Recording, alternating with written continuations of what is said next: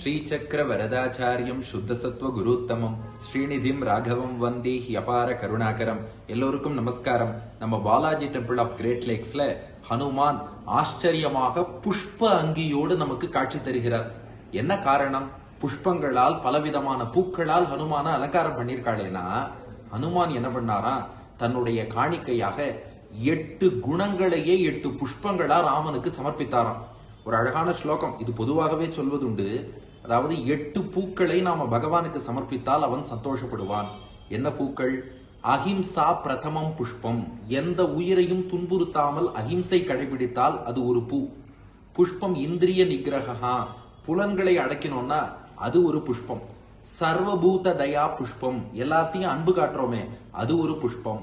க்ஷமா புஷ்பம் விசேஷதா, பொறுமையோடு இருக்கோமே அதுவே ஒரு புஷ்பம். ஞான புஷ்பம், அறிவை வளர்த்துக் கொள்வது 5வது பூ. தப புஷ்பம், நம்ம அனுஷ்டானங்களை பண்றது. தபஸ்னா காட்டுக்கு போய் பண்றது இல்ல, நம்ம அன்றாட அனுஷ்டானங்கள் ஃபாலோ பண்ண வேண்டியதை சரியா பண்றது, அது 6வது புஷ்பம். 7வது புஷ்பம் என்னன்னா தியான புஷ்பம் ச சப்தமம், இறைவனை தியானிப்பது, பகவானுடைய குணங்களை அனுபவிப்பது, கோவில்ல பெருமாளை சேவிப்பது, இது 7வது புஷ்பம். நிறைவாக சத்தியம் செய்வ அஷ்டமம் புஷ்பம், உண்மையை பேசுறோம் பாருங்க, அது 8வது புஷ்பமா.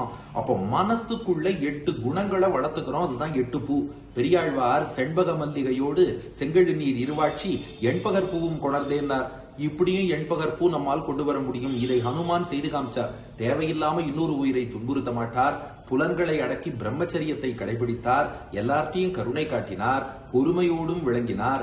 ஞானத்தோடு விளங்கினார். தவத்தோடு விளங்கினார். சத்தியத்தையே பேசினார். ராமனையே தியானித்தார்.